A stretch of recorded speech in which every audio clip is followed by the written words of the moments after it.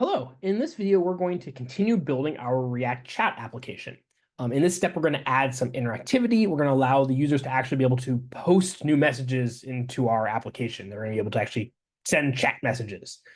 These won't be persisted, right? They're going to disappear as soon as we refresh the page, and other people aren't going to be able to see them. Like we can't actually have multiple people chatting with each other yet, but we're going to be able to get them to get messages to interactively be added to the content that is being displayed. All right, so what we have so far, since the previous video, and sort of to start us off, we've cleaned up our code a little bit, and we've changed our display and sort of cleaned up a lot of CS to make it look a little bit nicer. In particular, some things that we've added, we've moved sort of our list of channel names over into app, so that app is now the one who controls what different channels we have, and we pass these down as properties to the channel list, and we pass on the current channel to our chat pane so that our channel list is able to actually highlight which channel that we're on, and our chat pane is only able to only show messages from that particular channel. So at the moment, it's not interactive, but if we, for example, change what we're hard coding this to say instead show the random channel, then the random channel gets highlighted and we see messages from that random channel. I'm not sure we're going to use that in this video, but we sort of got set up if we need it to be able to use it later. Otherwise, our channel list works about the same way. We just have processing there. On our chat pane, looks about the same. In the previous video, we had named this message pane. I've renamed it to be chat pane because that in part mostly follows my notes, and it just sort of it's a bit more descriptive because this is actually about chatting, not just about messaging, and so it's going to help sort of with some of the naming things a little bit better. So this works generally the same way. We're doing the same kind of work we had before, where we had our chat log, and then we are mapping that into a set of message items, which we then render with their different particular set of content that we liked. The other piece that's important here, though, is that we've sort of I've added in a bit of data processing work. So when we're looking at a component, right, the component's job is to take some data and show it on the screen. So in this case, our chat pane's job is to take the data, which are these messages, and show them on the screen. But we do that sort of two steps. First, we process that data. We sort of make it get into the format or shape that we want, right? In this case, I'm filtering messages, so we're only seeing messages on this channel. I'm sorting them sort of in the right order, right? I'm taking the data and just doing data manipulation. It doesn't change what's going to show up, what the appearance is. It's very much about just saying, let's get it into the format or into the structure, into the slicing that we care about. Once we've processed that data, right, in order to render it, then we can actually do the rendering work, which then says take that element and map it into content and put that content on the screen. It's really important that you want to keep those steps separate as you're developing your applications, right? Think about sort of doing data work, which is data independent of description, just appearance, and then think about rendering appearance work. And you sort of do those as two separate steps, and that tends to help keep your apps in sort of a better, cleaner form. Okay, and of course, then we have our compose form, everything goes together. All right, so we want to be able to add in, we want to be able to add different messages, which means we have to have ways of being able to do this. So since our data is these messages, right, is this sort of this message, eventually was this message object array, like the set of stuff I want to display. If we want to be able to have that change over time, then we need to have that data be stored in the state. So we need to have a state variable that's going to keep track of all the current set of messages of data that we want to display. So the first step that we're going to do is we're actually going to move a lot of this data from being sort of just kind of a local variable, a local message object array, into being a state variable. Now, of course, in order to do that, we're going to need to first import React and use state from React, right? We first need to import the use state function, right? So that we can actually create ourselves some state variable. We need to import the state hook. And then what we're going to do is we're going to, after I've sort of located out my props, we're then going to go ahead and call useState. Now, useState, remember, is going to return two different values, and we're going to use array destructuring in order to assign those to the values, the variables that we want. So the first thing is going to be the state variable. I'm going to call this message state array. Because this is going to be my, well, maybe we'll just call message array, right? Because this is my message array, right? That's going to be my overall set of messages that we're interested in. The second component, the second value returned by useState, which we're destructuring into the second variable here, is going to be the setter for that data. So I'm going to call this set message array because this is going to let us be able to, not age array, this is going to let us be able to specify what data goes into that spot. All right, then we're calling useState. the argument here is going to be, what do we want the initial state to be? Or what do we want our message array to start off the first time our page loads before anything else happens? Well, luckily, we actually have a variable that is literally what our initial value is. It's going to be our initial chat log. So we can set up so that our state array is going to be just be loading from our initial chat log. And then what that then means is that when we get to the next step where we're doing our data processing, instead of processing from the initial chat log, we can now process from the state variable, right? We can say, let's take my state variable, filter that, sort that, and then we'll render that kind of results, right? Our message object array sort of after the processed version of that.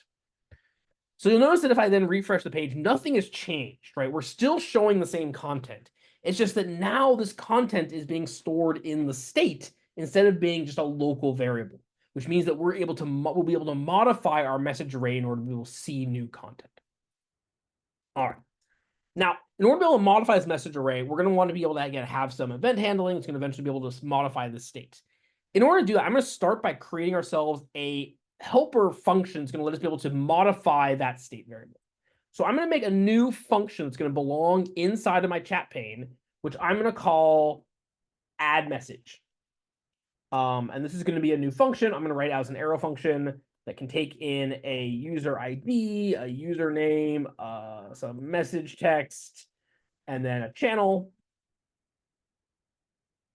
Right, this is going to let us add in a new message. So again, this is an arrow function, so it is a function. I'm just writing it out using the arrow function to describe it. What this function's job then is going to be to add a new message to the state. Right, we're taking in the parameters for that message. Its job is to make the new message and put it in the state. So we can do that. We can make ourselves a new message object by just defining an object. So this is going to be an object. I'll even name it new message object. So it's very clear. This guy can have a user ID. That can be the user ID value. It can have a username. It can be the username value. It can have a user image. Right. So remember, we need to have our messages need to have an image. Because of the way I've set up our sample data, for now, our user image can actually just be the image directory plus the username plus .png. Because what will actually happen is that, like, if the user is parrot, then that image is going to be image.parrot.png. It's just that our usernames and our picture IDs happen to be the same. So that'll work for now. We'll have some text, of course, that can be the message text. Here. We can then have a timestamp, right? Because we want to keep track. Again, what I'm doing is I'm just literally going through, I'm reading off my notes, but we're basically just going through our chat log structure to see, like, these are all the different pieces of things that we needed. So we're just going to make sure we have all of these different pieces. So for our timestamp, I'm actually going to use the date.now function, which will basically get the current timestamp. So whenever we post a new message, it's added in as at the current timestamp.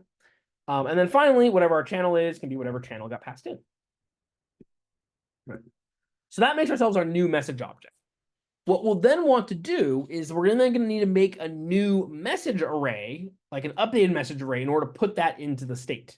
So we can create ourselves an updated message array by taking the content of our old message array, right, using our spread operator, say, get me all the messages that used to be in the message array, and also include that new message object inside of it. So make me a brand new array that has all the old objects plus the new object inside of it. So this is now my updated, expanded message array.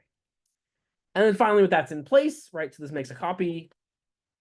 Remember, we have to make copies because we can't just modify the existing array, because otherwise React won't realize that array has modified at all. It'll think it's just the same array. Once we've done that, we can actually update the state.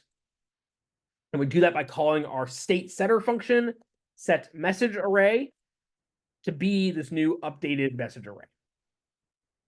Right, and this function will then update our state. So this updates the state, which and it re-renders the component. So whenever this function gets called, this add message function gets called, that's going to cause my data to get updated. It's going to cause my state to get updated, which will then re-render my component because it calls this function a second time, so that we'll then be able to see more content being displayed. Okay, and of course we now need to be able to test this. Well, I can test it by, I need to be able to send a message. So for that, we're actually going to need to go back to the form. So the way that we set this up, this video in this demo, we wrote this function. We can't quite test it yet until we actually, I mean, I could create a little, well, let's do that. For the moment, we'll skip it. We'll just make the form. In practice, what you might do to test this is you might make yourself just like a temporary button, make it so that when you click that button, it calls this message just to make sure like the function is doing what you want. But for now, we're going to sort of just, in order to keep things tight, we're going to sort of just go through the full example of how we build it out by modifying, getting our form up and running. All right. So our compose form is this guy. It's made up of a text area, which is a little bit like an input. It actually works exactly the same way as an input element does, but it's like it has multiple lines of text, like a multi-line text input element. And then we have a button that lets us be able to send stuff. So we can then start actually modifying this and again, making this form work.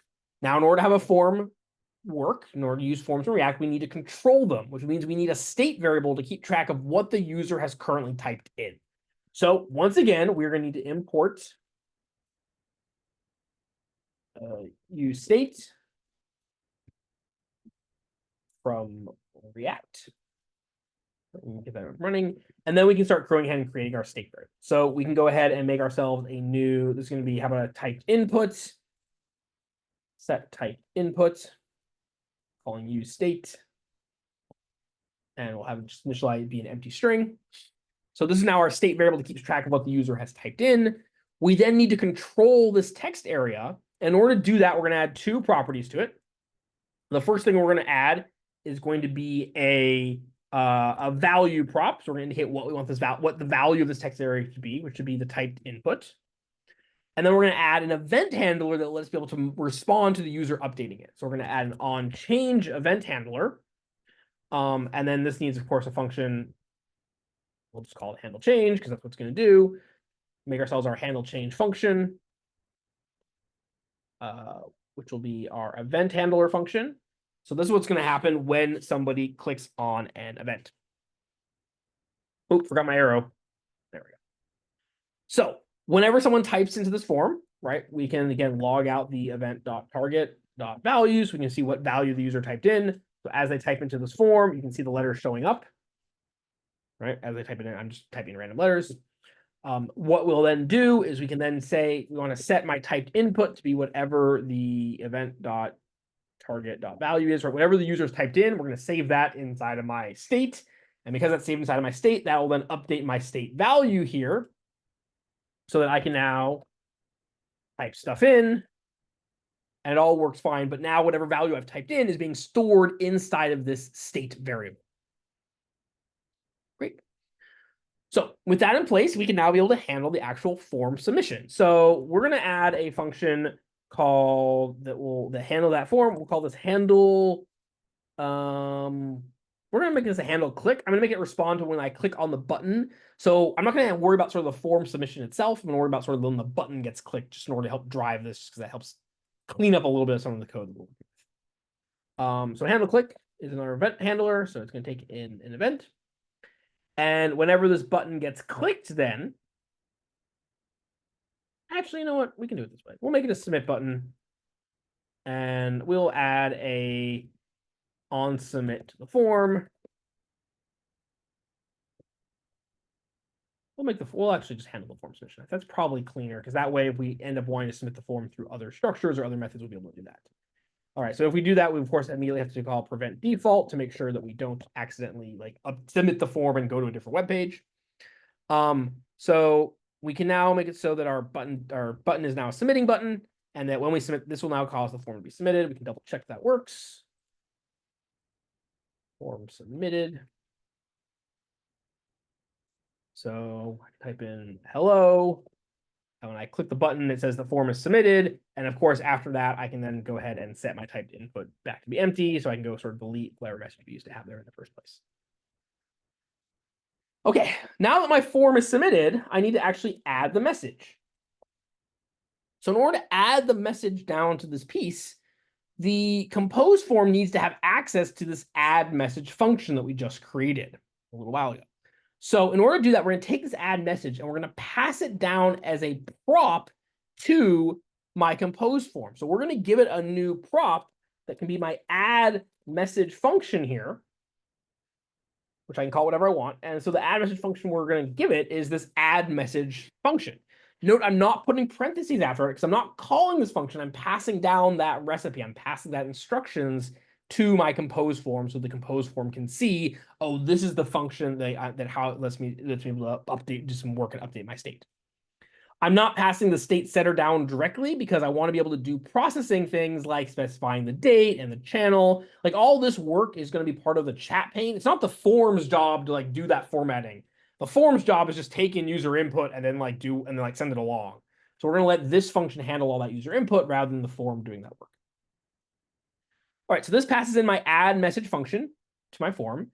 Because it's coming in as a prop, I need to get it out of the props. So I'm going to, again, use my standard destructuring way to work method. So we're going to get the add message function, which we will get by destructuring the props object to make sure we have access to it. And then now that I have this add message function, I can actually call it. I can say I want to call my add message function, and I need to specify the value. So in this case, I need a username. So we're just going to use parrot for the moment. We're going to hard code that in. We'll fix that in the future. I need to have, what else did I need? So I needed wrong guy, where'd it go? I needed a user ID, a username, a message text, and a channel. That's really complicated. But okay, that's all the piece we need. So this is going to be parrot sending that. Parrot is the name.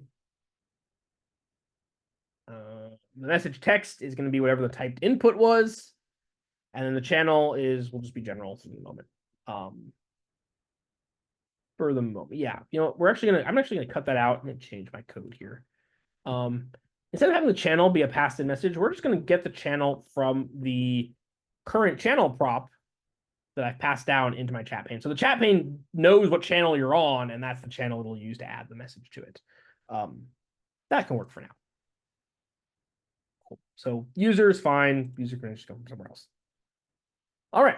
With that in place, we can be able to try sending a message, right? So I can be able to type in a message. So I can type in hello world, or say this is a new message. And again, as I type that in, every time I type a new letter, that's calling my set typed input function through my handle change function, function here, which is now updating that state so that it's be able to keep track and control that form.